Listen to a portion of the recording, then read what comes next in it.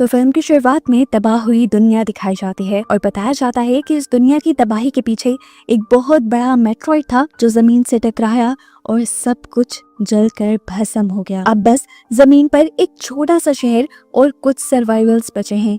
ये सभी लोग एक चर्च के फॉलोवर हैं जहाँ प्रीस्ट है पैट्रियार्क। यहाँ के असूल बहुत ही सख्त हैं और सबको हर हाल में मानने पड़ते हैं। और इसी शहर में ग्रे नाम की एक विच भी है। वो हर किसी की विश को पूरा करती है।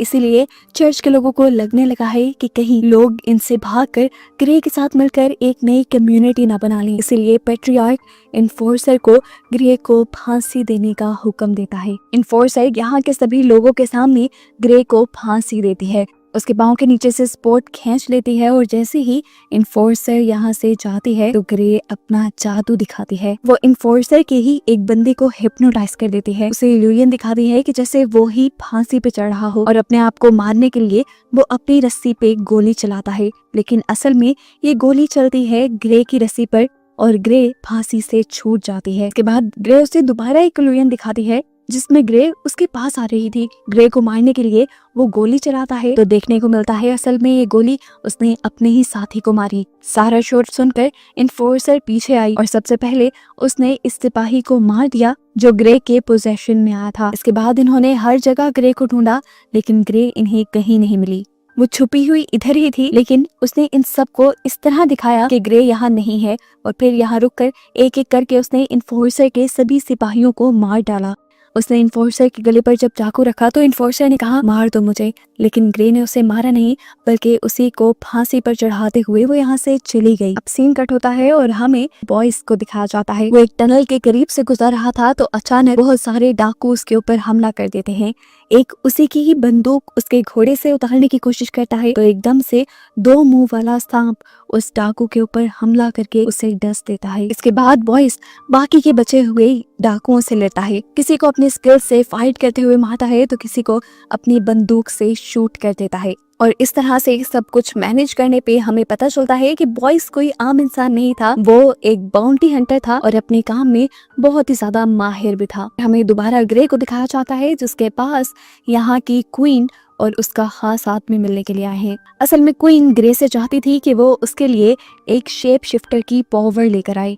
ग्रे इसके लिए क्वीन से भारी कीमत मांगती है और कहती है कि मैं ये तुम्हारा काम आने वाले फुल मून तक करूंगी, जिसके आने में सिर्फ 6 दिन रह गए थे। ये दोनों यहाँ से चले जाते हैं और कुछ देर बाद यहाँ पर क्वीन का खास आदमी आता है और ग्रे से क्वीन के काम को ना करने को कहता है क्योंकि उसे लग रहा था कि क्वीन जो करना चाह रही है वो ठीक नहीं है। हैरानी की बात थी कि ग्रे उसकी भी बात मान गई। हालांकि ग्रे इस आदमी की बात नहीं मानना चाहती थी, लेकिन क्योंकि उसके ऊपर एक कर्ज था, एक शराब था कि वो किसी की भी विश को मना नहीं कर सकती थी, तो उसने इस आदमी की भी विश मान ली। अब कहानी में ट्विस्ट है कि किस तरह ग्रे इन दोनों ऑपोजिट विशेस को मैनेज करेगी। वो अब अपनी पावर्स से पूरे लॉस्ट लैंड में शेप शिफ्टर को ढूंढने लग जाती है जिसे उसे मारना है। वो अपने वीएन में देखती है कि बहुत से लोग शेप शिफ्टर का शिकार करने आए थे, लेकिन फिर ये सब उसी का शिकार बन गए। इन सबको मारने के बाद शेप शिफ्टर ने जोर से दहाड़ मारी और यहाँ पर डर कर ग्रे का जादू भी टूट गया। सीन कट होकर हमें क्वीन को दिखाया जाता है जो इस टाइम किंग के पास थी। पहली मर्तबा हमें किंग को दिखाया गया जो कि बहुत ही ज्यादा बीमार है और बेड पे है।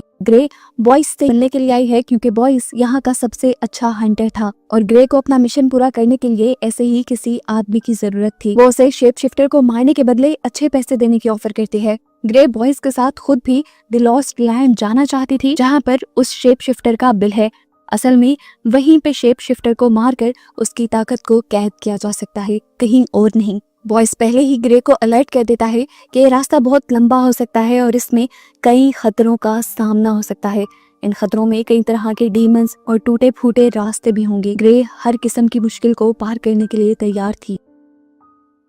चर्च के लोग जो अभी भी ग्रे के पीछे पड़े हैं, ग्रे को ढूंढते हुए इस बार में हमला कर देते हैं और उनके हाथ लगने से पहले ही ये दोनों चर्च से भाग जाते हैं। हम देखते हैं कि पैट्रियार्क को अंदर की एक खबर मिली थी कि क्वीन भी सीक्रेटली ग्रे से मिलने गई थी। इससे पैट्रियार्क को डर लगने लगा। उन्हें लगने लगा कि कहीं क्वीन भी ग्रे के साथ मिलकर चर्च के खिलाफ कोई साजिश तो नहीं करने लगी। इससे पहले कि ऐसा कुछ हो, वो इन्फोर्सर को ग्रे को पकड़ लाने का हुक्म दे देता है। अब इन्फोर्सर अपने सिपाहियों को लिए ग्रे और बॉयज के पीछे पड़ जाती है जो एक खास शहर में पहुंच गए थे।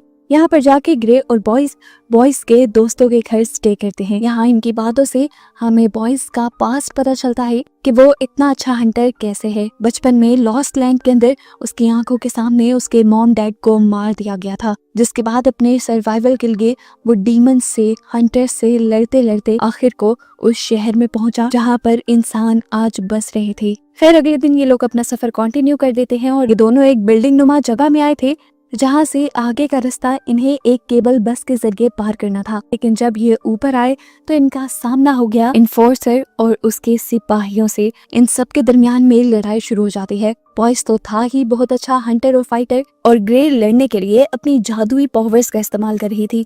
वो सबको हिप्नोटाइज करते करते उनके ऊपर वार कर देती थी, जबकि दूसरी तरफ बॉयज धड़ाधड़ किसी के ऊपर गन तो किसी के ऊपर चाकू से हमला करते हुए उन्हें मार देता है।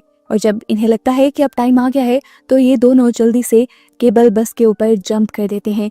लेकिन बहुत से सिपाही इनके पीछे यहाँ भी आ गए थे। इनसे लड़ने के लिए ग्रे बस के ऊपर चढ़कर बहुत से सिपाहियों को मारती है, उनसे फाइट करती है, जबकि बस के अंदर बॉयज इन लोगों से लड़ रहा था। इन्फोर्सर ये देखते हुए कि ये दोनों तो इनके हाथ लग ही नहीं रहे, वो अपने सिपाहियों से इस बस की केबल को काटने का हुक्म दे देती है। जैसे ही ये केबल टूटी, बस डिसबैलेंस होकर नीचे गिर गई, लेकिन वो एक चट्टान के साथ अभी भी लगी हुई थी। ग्रे अपने चाकू के सहारे से बस के ऊपर की तरफ आने की कोशिश करती है, जबकि बॉयज इस स्लिपरी चट्टान के ऊपर चढ़ने की कोशिश में था। लेकिन तभी पीछे से दूसरी केबल भी काट दी गई और इनके पास सारा सहारा भी खत्म हो गया। लेकिन अपने चाकुओं का इस्तेमाल करते हुए आखिर ये दोनों ही उस चट्टान पर चढ़ने में कामयाब हो गए।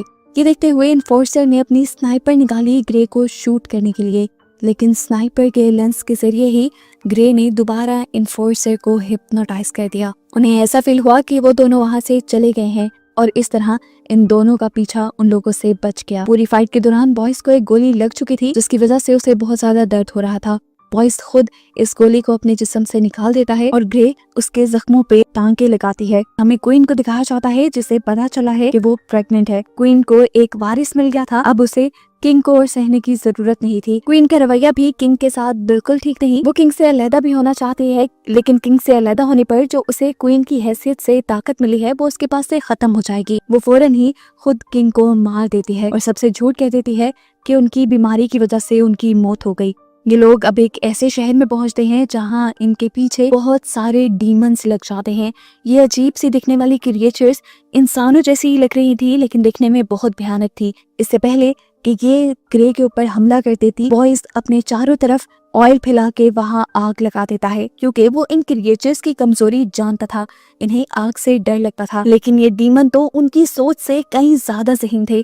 जमीन के नीचे से निकल कर आए और आग को बुझाते हुए वो इनके करीब बढ़ने लगे। अपने करीब आने वाले डीमंस को बॉयज मारने लगा और इस तरह इतने सारे डीमंस से इन दो इंसानों को बचते हुए देखकर डीमंस के लीडर को हैरानी हुई और वो सामने आ गया। उसको देखते ही ग्रे ने अपना जादू चलाया, उसे हिप्नोटाइज करके इन सारी क्रिएचर्स को अपने से दूर करवाने का ऑर्डर दिलवाया, जिसके बाद मौका मिलते ही वो अपने हाथों से आग निकालती है और यहाँ पर सारे के सारे ये डीमन क्रिएचर्स भस्म हो जाते हैं और आखिर इनका पीछा छूट जाता है।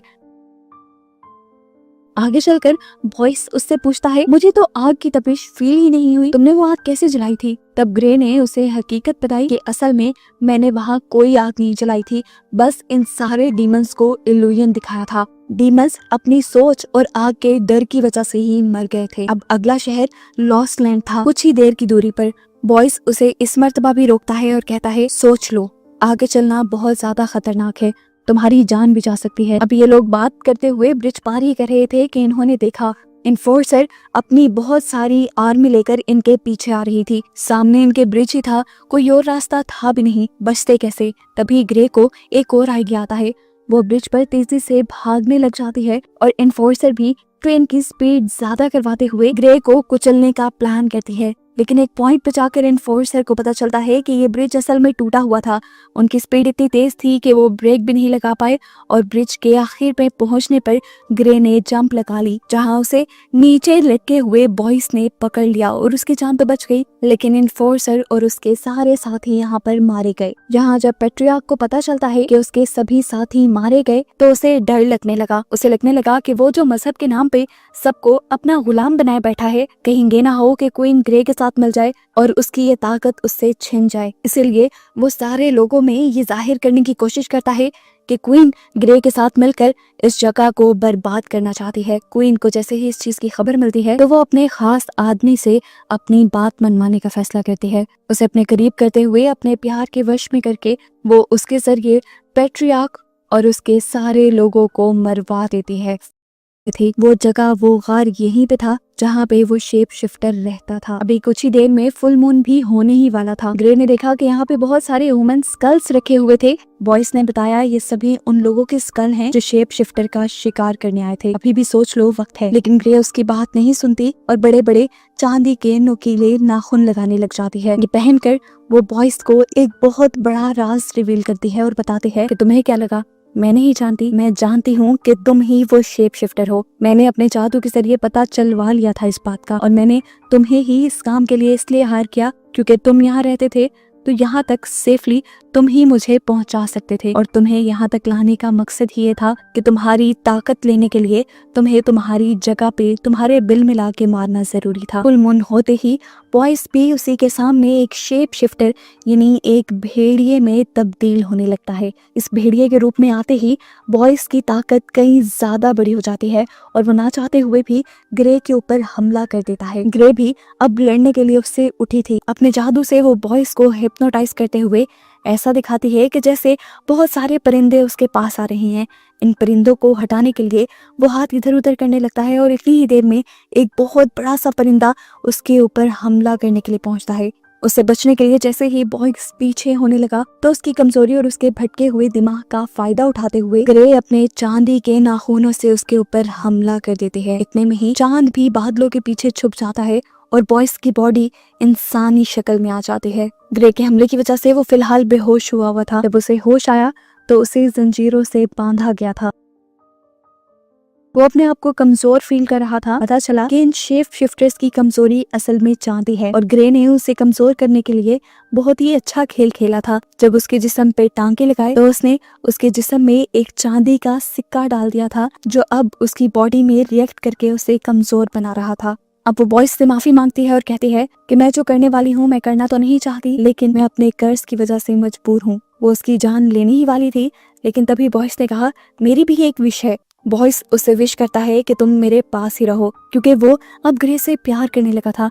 ये सुनकर ग्रे की आंखों में आंसू आने लगे और उसने कहा कि हर विश की एक भारी कीमत भी चुकानी पड़ती है। बॉयस इसके लिए भी तैयार था, लेकिन ग्रे तो बुरी तरह फंस चुकी थी। वो क्वीन की विश पूरी करती, क्वीन के खास आदमी की या फिर बॉयस की। जैसे ही फुल मून दोबारा बादलों से बाहर निकलता है, बॉयस एक शेप शिफ्टर में बदल जाता है और ग्रे बेदर्दी से उसके जिस्म के अंदर अपना खंजर स्टैब करते हुए उसे मार देती है। तो उसके बाद के सीन यही कट हो जाता है और हमें अगली सुबह का सीन दिखाया जाता है। ग्रे के हाथ में हमें बॉयस की भेड़िए वाली खाल दिखाई जाती है। ग्रे के वापस आते ही वो देखती है कि यहाँ के सारे लोग बहुत ज्यादा खुश थे, क्योंकि वो चर्च की हुकूमत से तंग आ चुके थे और उनके लिए उम्मीद की एक किरण सिर्फ ग्रे ही थी। ग्रे के आते ही वो अपना प्रोटेस्ट शुरू कर देते हैं और सारे के सारे बागी बन जाते हैं, चर्च के ऊपर हमला कर देते हैं और चर्च का क्रॉस भी गिरा देते हैं। ग्रे अब सबसे पहले जाती है क्वीन के खास आदमी के पास। वो उसे बॉयस के खाल देते हुए कहती है कि क्वीन को अपना खून इसके ऊपर डालना है, तब इसकी ताकत क्वीन के अंदर चली जाएगी।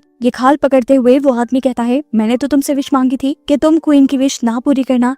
तो ग्रे यहाँ पे उसे ट्विस्ट बताती है कि क्वीन असल में शेप शिफ्टर बन के बॉयस को पाना चाहती थी, लेकिन वो ये नहीं जानती थी कि शेप शिफ्टर सिर्फ एक ही है, बॉयस। क्वीन को शेप शिफ्टर बनाने के लिए बॉयस की ही मुझे जान लेनी पड़ी और तुम्हारा विश करने का मकसद था कि तुम्हें क्वीन मिल जाए। अब बॉयस मर चुका है तो क्वीन भी तुम्हारी हो चुकी है। अब जब क्वीन को ये हकीकत पता चलती है कि बॉयस मर गया तो वो पूरी तरह टूट गई। उसे वो लम्हे याद आए जब बॉयज ने उसे कहा था कि तुम मेरी तरह नहीं हो, मैं अपने ही तरह के किसी से शादी करना चाहता हूँ। तभी क्वीन ने शेप शिफ्टर बनने का फैसला किया था, लेकिन वो ये नहीं जानती थी कि अपने इस फैसले में वो बॉयज को ही खो देगी। वो पूरी रात इसी गम में रही। फुल मून होने तक उसने अपना रिचुअल कंप्लीट नहीं किया और सुबह की सूरज की रोशनी शेप शिफ्टर की खाल पर पड़ते ही वो खाल आग की तरह जलकर राख हो गई। अब क्वीन गुस्से में अपने खास आदमी यानी जैरिस को ही मार देती है, जो इस टाइम क्वीन के पास आया था। लेकिन बाहर जाने पर उसे एहसास हुआ कि उसने इमोशंस में बहुत बड़ी गलती कर दी थी। उसने जैरिस को मार दिया था, जिसकी फौज के जरिए वो बाहर के लोगों से लड़ पाती जिन्होंने बगावत कर दी थी। सीन कट होकर हमें बॉयज को दिखाया जाता है जिसे सुबह होते ही होश आ गया था। वो जब मरा था तो एक शेप शिफ्टर था, उसकी जान उसकी खाल में थी। क्योंकि उसकी खाल का इस्तेमाल क्वीन ने नहीं किया तो उसकी जान दोबारा बॉयज के अंदर आ गई और वो जिंदा हो गया। गुस्से में बॉयज ग्रे के पास आता है और उसकी गर्दन पे चाकू रख देता है। वो उससे सवाल करता है कि तुमने आखिर मुझे क्यों मारा, हालांकि मैंने तुम्हारे से विश की थी कि तुम मेरे पास ही रहो। ग्रे उसे सच्चाई बताती है कि मैं फ्यूचर पहले से ही देख चुकी थी। मैं जानती थी कि क्वीन तुम्हारे पास रहने के लिए ही एक शेप शिफ्टर बनना चाहती है, जबकि क्वीन का खास आदमी भी उसे चाहता है। मैंने फ्यूचर में देख लिया था कि क्वीन तुम्हारे मरने के गम में अपने खास आदमी को मार देगी और तुम्हारी खाल नहीं उड़ेगी, जिससे तुम्हारी जान तुम्हारे अंदर वापिस आ जाएगी। इस तरह क्वीन की, उसके खास आदमी की और तुम्हारी तीनों की विशेष पूरी हो जाएंगी। बॉयज ये जानकर बहुत ज्यादा हैरान हुआ और खुश भी, क्योंकि अब ग्रे यानी जिससे वो प्यार करता था वो उसके साथ रहने वाली थी, कि ये दोनों एक साथ निकल जाते हैं अपने अगले मिशन के लिए। और बस यही दिखाते हुए ये मूवी यहाँ खत्म हो जाती है।